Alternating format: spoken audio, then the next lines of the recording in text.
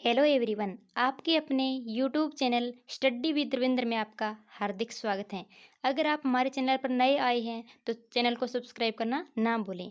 आज हम साइकोलॉजी की वीडियो, जिसमें साइकोलॉजी में होता है मूल्यांकन। तो मूल्यांकन क्या होता है? मूल्यांकन होता है कि जब भी एक छात्र का पूरी का अंकन करना, उसको जांचना और उसके बाद उसको उपचार करना, तो वो होता है उसका मूल्यांकन। तो उस मूल्यांकन की क्या क्या विशेषताएं होती हैं? मूल्यांकन होता है कि मूल्यांकन में पहले होता है वेधता।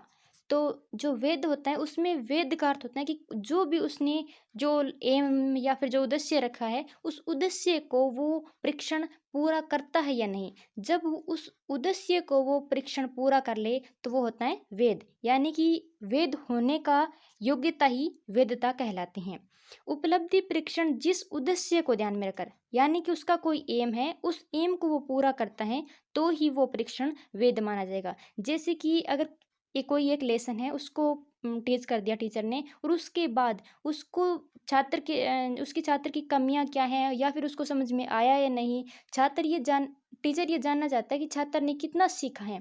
तो जिस उद्देश्य से उसका ने जो परीक्षण का निर्माण किया है, तो उस परीक्षण को उसका पता चलेगा टीचर को कि उसकी ये कमजोरी है, तो वो होता है उसकी पता चल गया जो इस एम के लिए उसने बनाया था टीचर ने ये परीक्षण, तो वो उसका एम पूरा हो गया, यानी कि ये वेद है।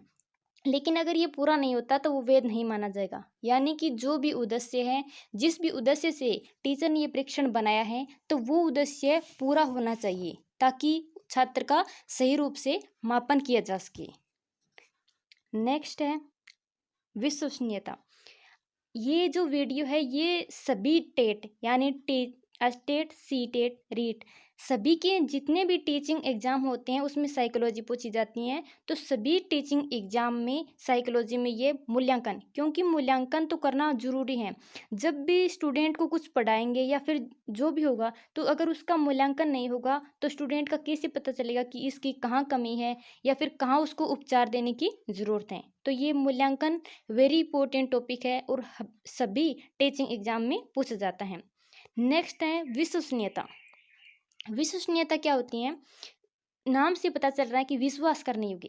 जब हमें बार बार किसी परीक्षण करते हैं और हमें विश्वास हो जाता है कि ये स्टूडेंट इतने अंक ला सकता है। जैसे कि हमारे जो स्कूल में, जब मैं +2 में थी, तो हमारे प्री बोर्ड एग्जाम होते थे, तो उसमें टीचर को पता चल जाता था कि ये कितने की लेवल का है। तो जिस लेवल का पता चल जाए वो विश्वसनीय होगा। यानी कि अगर किसी के 80% आ रहे हैं प्री बोर्ड एग्जाम में, तो पता बार बार वही 80% आ रहे हैं, तो इसका मतलब वो विश्वसनीय हो गया। पता चल गया कि इसके इतने नंबर आएंगे 80%। और इसमें क्या होता है कि जो परीक्षण होते हैं वो निबंधात्मक होता है, उसमें ज़्यादा, क्योंकि वो खुद की एक्सप्रेशन लिख सकता है स्टूडेंट, वो खुद के व्यूज़ होता है। बाकी में अगर ऑब्जेक्टिव देंगे तो उसमें उनके खुद के व्यूज़ नहीं होंगे। तो इसमें विश्वास करने की योग्यता ही विश्वसनीयता कहलाती है। जैसे यदि बार बार परीक्षण करने पर शिक्षार्थी के प्राप्त अंकों में अधिक अंतर ना आए, तो वो, अगर बार बार हम परीक्षण ले रहे हैं और उन अंकों में अंतर नहीं आ रहा, तो इसका मतलब क्या है? वह हमारे विश्वास के योग्य हैं, तो वही विश्वसनीय होगा। तो जो वेदता था पहले, वेदता वेदता का क्या अर्थ है? जो हमने एम या फिर जो उद्देश्य निर्धारण किया है, तो उस उद्देश्य निर्धारण को ही टारगेट करते हुए उसको पूरा करना है हमें। लेकिन जो विश्वसनीय है उसमें हमें क्या कहा गया है कि बार बार परीक्षण करना है, यानी कि पुनरावृत्ति करनी है और उसमें हमें अंतर नहीं मिलना चाहिए, सेम ही रिस्पॉन्स मिलना चाहिए, तब ही हम उसमें विश्वास कर सकते हैं। तो ये होगा विश्वसनीय। तो इसमें विश्वास में कब होगा? और इसमें क्या है कि जो प्राप्त अंक है उसमें ज़्यादा फर्क नहीं आना चाहिए, तभी विश्वसनीय माना जाएगा। नेक्स्ट है वस्तुनिष्ठ। वस्तुनिष्ठ क्या होता है?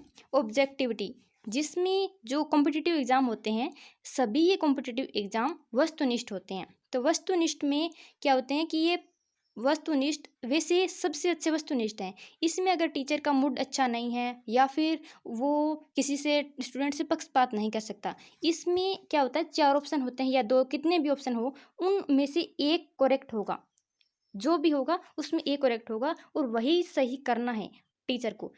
और अगर निबंधात्मक हो तो टीचर का मूड अच्छा ना हो या फिर लिखाई पसंद ना आए यानी कि राइटिंग पसंद ना आए, तो और उन स्विंगों में बहकर भी वो पक्षपात कर सकता है, लेकिन इसमें नहीं कर सकता क्योंकि इसमें फिक्स है आंसर और उसी आंसर को सही मानना है।